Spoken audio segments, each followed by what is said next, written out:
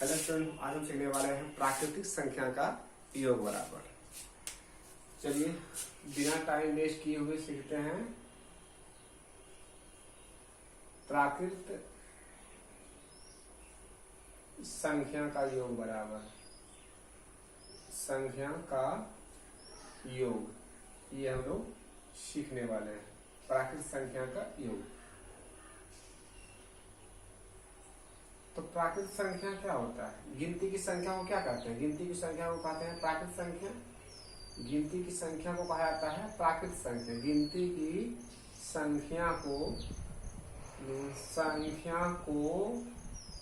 प्राकृतिक संख्या कहा जाता है। प्राकृतिक संख्या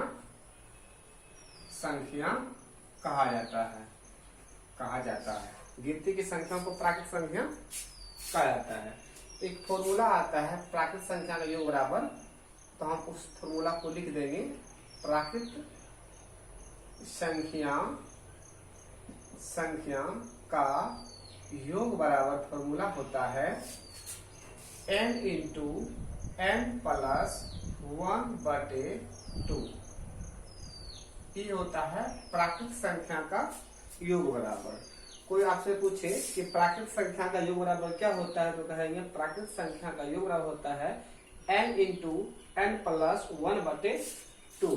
उदाहरण से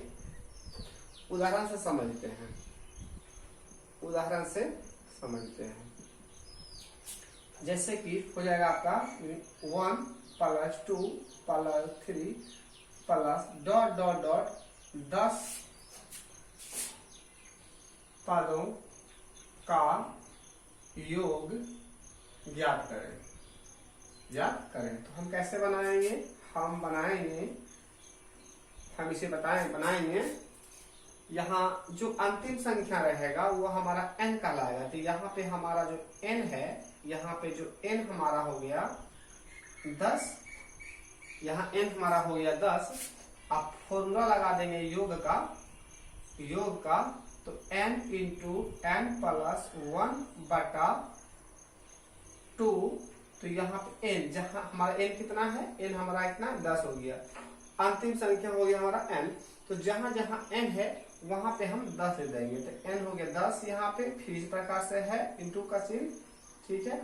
फिर n यहाँ पे आ गया 10 हो गया, प्लस 1 यहाँ पे हम लिख देंगे। उसके बाद हम ले देंगे 2। ये फॉर्मूला से आता है 2। हम चाहेंगे यहाँ पे कट कर सकते हैं।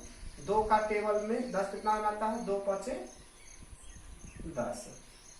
तो उसके बाद 5 हो गया, बच गया यहाँ 5 हो गया हमारा। 10 1 कितना हो गया? 10 और 1 कितना हुआ? 11। कितना हो गया? 11। यानी 5 का 5 हो गया। यहाँ गुना का चिन्ह छुपा हुआ रहता है, गुना 11। तो 11 गुना करेंगे 5 कितना हो जाएगा? 11 × 5 = 55। 11 × 5 = 55। हो सकता है आपको दिखाई ना दे, 55, ठीक है। तो मुझे आशा है कि आप यहाँ पे इस सवाल को सीख चुके होंगे।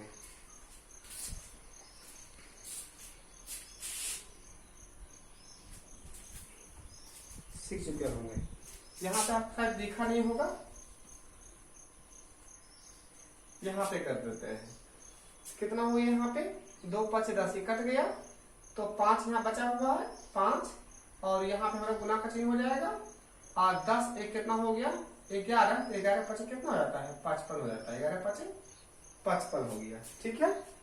11 × 5 = 55। दूसरा क्वेश्चन लेते हैं एक बार फिर से, ठीक है। इसको देख सकते हैं, देख लीजिए।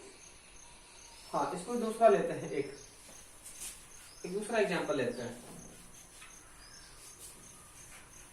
हाँ, 1 2 3 4 ... 50 तक का योग ज्ञात करना हो। योग यानी कह सकते हैं 1 से लेके 50 तक, 1 से लेके 50 तक का योग कितना होगा? योग यानी जोड़ कितना होगा? तो यहाँ पे उसी प्रकार बनाएंगे। यहाँ पे हमारा जो n है, यहाँ हमारा n हो गया। यहाँ n कितना हो गया? n बराबर कितना हो गया? जो लास्ट संख्या है n हो गया 50। 50 हो गया। फॉर्मूला लगा देंगे योग बराबर, तो कितना हो जाएगा? n इंटू n प्लस 1/2 हो गया, ठीक है। n यानी n के यहाँ पे क्या लिखेंगे? लास्ट संख्या हमारा n है, तो 50 हो गया। यहाँ पे गुना हो गया।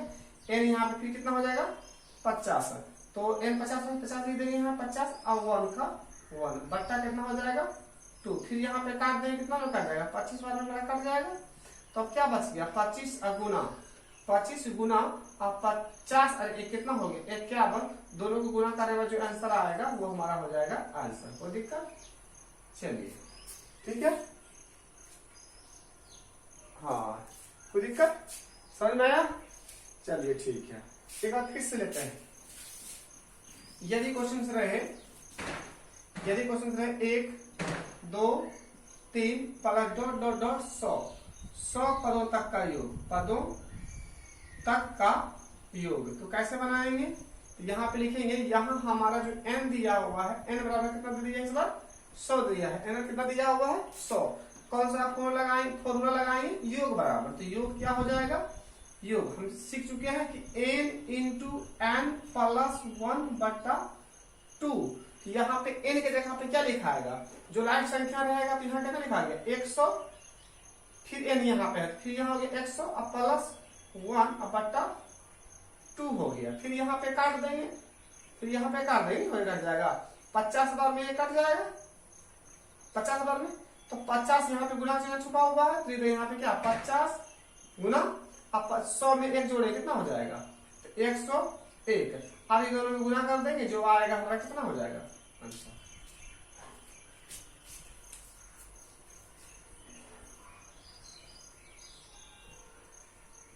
आंसर ठीक है।